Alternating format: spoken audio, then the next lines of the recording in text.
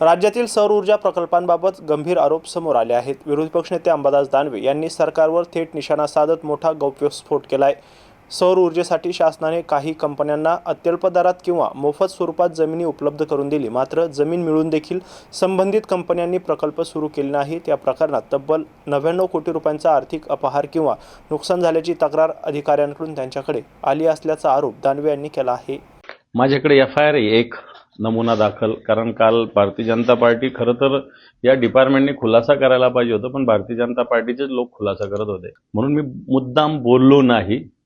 पण माझ्याकडे FIR एक नमुना दाखल आणि आणखी असे 5 FIR आहे। याच्यात सौर ऊर्जेसाठी सरकारनं या कंपन्यांना अतिशय मोफतच म्हणता येईल अशी मोठ्या प्रमाणावर जमीन दिलेली आहे आणि जमीन दिल्यानंतर त्या ठिकाणी त्यांनी अशा पद्धतीनं प्रकल्प करावा असं अपेक्षित आहे। पण या लोकांनी जमीन दिल्यानंतर, सरकारने जमीन अलॉट केल्यानंतर या ठिकाणी प्रकल्प सुरू केले नाही। जमीन देताना, प्रकल्प मंजूर करताना त्यांची बँक गॅरंटी घेतली। आता हे जे माझ्याकडे हे 99 कोटी रुपये तर बुडाल्याचं याच्या अधिकाऱ्याचंच तक्रार माझ्याकडे आहे। एक अधिकारी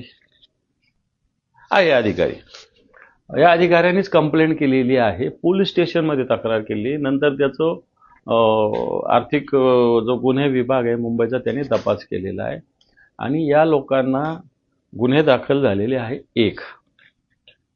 याच्यात अजून 5 अधिकारी सस्पेंड झाले, त्यांचे पण माझ्याकडे नाव आहेत। जर मला सांगा, अधिकारी सस्पेंड जर सरकारचा त्याच्यात हात नाही तर मग अधिकारी का सस्पेंड केलेले?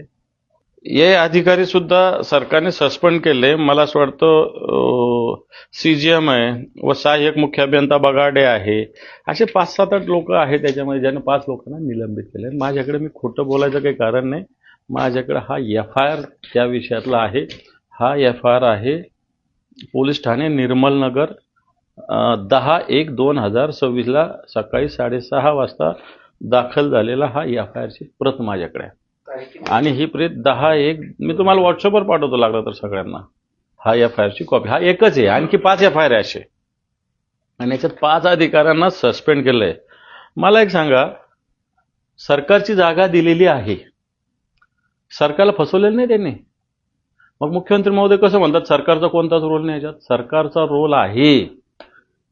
ज्या वेळेस हे प्रोजेक्ट पूर्ण करत नाही, मग यांची बँक गॅरंटी आहे, ती फोरफिट करण्यासाठी हे अधिकारी गेले तर त्यांना त्या बँकेत कळालं की ही बँक गॅरंटीच बोगस आहे, बनावट आहे, अशा प्रकारचा हा प्रकार आहे। याच्यातून सरकारचं मी सांगितलेलं 10,000 कोटी रुपयाचं नुकसान आहे। याच एका केसमध्ये 99 कोटी 90 लाख रुपये याच्यात FIR मध्येच लिहिलेलं आहे सगळं। हे मी तुम्हाला, याच्यात नाव आहेत बघा, हितेश भाई नाथालाल राबिया, हितेन कुमार लालजीभाई कानानी, राहुल पनाळे, भावेश कुमार पटेल, हा पनाळे अधिकारी आहे।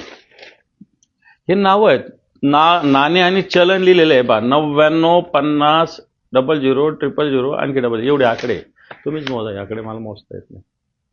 आणि मग माननीय मुख्यमंत्री कसं म्हणतात की याच्यात सरकारचा रोल नाही? मग सरकारने याच्यातले महाजनकोचे 5 अधिकारी सस्पेंड का केले?